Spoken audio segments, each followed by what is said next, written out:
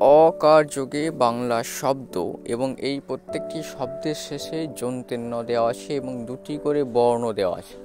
তাহলে বাংলায় দুটি করে বর্ণযোগে এবং প্রত্যেকটি শব্দের শেষে যন্ত্রেণ্য থাকবে এমন উদাহরণ এবং তাদের উচ্চারণগুলি কিভাবে হয় আমরা আজকের এই ভিডিওতে খুব সুন্দরভাবে জানার চেষ্টা করব এবং বাংলা রিডিং পড়ার জন্য আমরা এগিয়ে যাব। দেখো, প্রথমে যে উদাহরণটি দেওয়া আছে সেটি হচ্ছে অ যন্ত্রেণ্য। তাহলে এই অ আর যন্ত্রেণ্য যে উচ্চারণ সেটি হবে অন, সেটির উচ্চারণ হবে অন, অ যন্ত্রেণ্য অন। তারপরে দেওয়া আছে আ যন্ত্রেণ্য আন, আ আর যন্ত্রেণ্যয় আন, আন।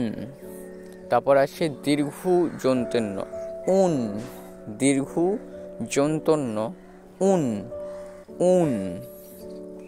ক যন্ত্রেণ্যয় কন, ক যন্ত্রেণ্য কন, কন।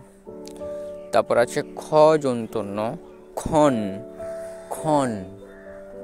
তারপর আছে গ যন্ত্রেণ্য গণ, গ আর যন্ত্রেণ্য এই দুটি বর্ণ বসে যে উচ্চারণটি করবে বাংলায় সেটি হচ্ছে গণ, গণ। ঘ যন্ত্রেণ্য ঘন, ঘ যন্ত্রেণ্য ঘন। বর্গের জ যন্ত্রেণ্যয় জন, জন। বর্গীয় জ যন্ত্রেণ্য জন।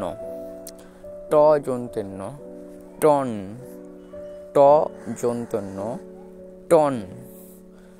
নেক্সট যেটি দেওয়া আছে ড যন্ত্রেণ্য ডন, ড যন্ত্রেণ্যয় ডন। তারপর আছে ধ যন্ত্রেণ্য ধন, ধ যন্ত্রেণ্য ধন। তারপর আছে ব যন্ত্রেণ্যয় বন, বন। ম যন্ত্রেণ্যয় মন, ম যন্ত্রেণ্যয় মন।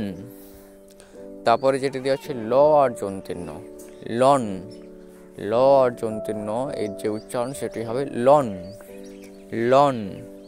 তারপর আছে যন্তস্ব যন্ত্রেণ্য শন, যন্তস্ব যন্ত্রেণ্য শন।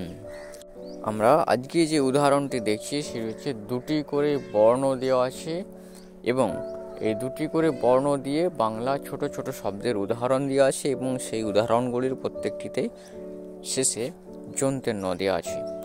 তো দেখো, আমরা আরেকবার উচ্চারণ করি অযন্ত্রেণ্য অন, অন। উচ্চারণটা ভালোভাবে বুঝতে হবে কীরকমভাবে হচ্ছে, তার সাথে আমাদেরকে বানানটি নজরে রাখতে হবে, তাহলে এই উচ্চারণটা সঠিক হবে। আ যন্ত্রেণ্য আন, আ যন্ত্রেণ্য আন। দীর্ঘ যন্ত্রেণ্য উন, দীর্ঘ যন্ত্রেণ্য উন। ক যন্ত্রেণ্য কন, ক যন্ত্রেণ্য কন। খ যন্ত্রেণ্য খন, খ যন্ত্রেণ্যয় খন। গ যন্ত্রেণ্য গণ, গণ। ঘ যন্ত্রেণ্যয় ঘন, ঘন।